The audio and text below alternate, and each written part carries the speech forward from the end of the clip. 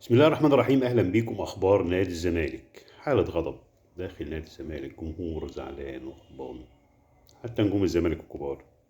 شفنا تعليقات ايمن يونس وتعليقات هيثم فاروق وغيرهم كابتن اسماعيل يوسف، تعليقاتهم على اداء الزمالك وعلى وضع الزمالك وعلى حالة الزمالك وعلى اللي بيحصل في الزمالك، ومجلس إدارة لا حياة لمن تنادي. شفنا غضب الجمهور، مدرجات، الناس زعلانة ازاي. شفنا أداء الفريق ليس في الإمكان أفضل من مكان.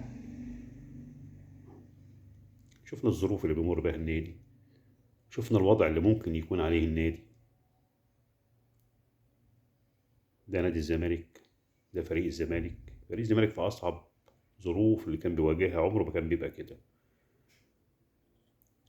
فريق الزمالك للأسف الشديد بدأ يفقد هويته بسبب مجلس إدارة، بسبب استثمار جون أودوارد.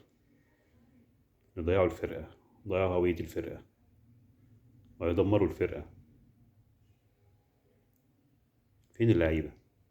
تقول لي غيابات، وتقول لي أرض، وتقول لي سما.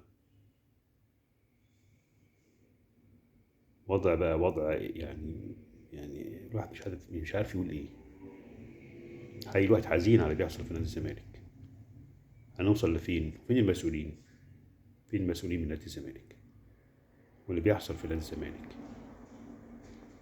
من مجلس الإدارة لما يطلع حد من الجمهور يقول لك افتحوا حساب في البريد، سابوا حساب في البنوك، افتحوا تتبرع. رجال الأعمال بيعملوا ايه؟ رجال الأعمال بيعملوا ايه؟ الناس دي بتفكر ازاي وبتفكر لمين وبتفكر؟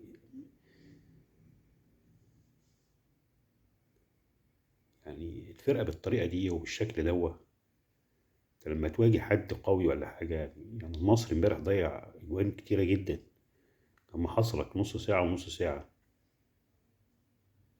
شوف مستوى اللعيبة اللي عندك، شوف آدم كايد عامل ازاي، ولا شيكو بنزا ده، ولا حتى بيزيرا ده.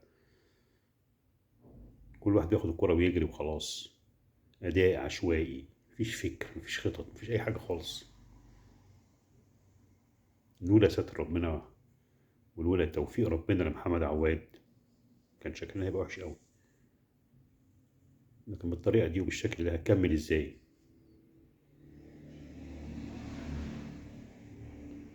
ده داخل بعد كده على ماتشات مهمة، داخل على بطولة الدوري، وداخل على ماتش بتروجيت يوم الأربعاء، وغيرها وغيرها وغيرها.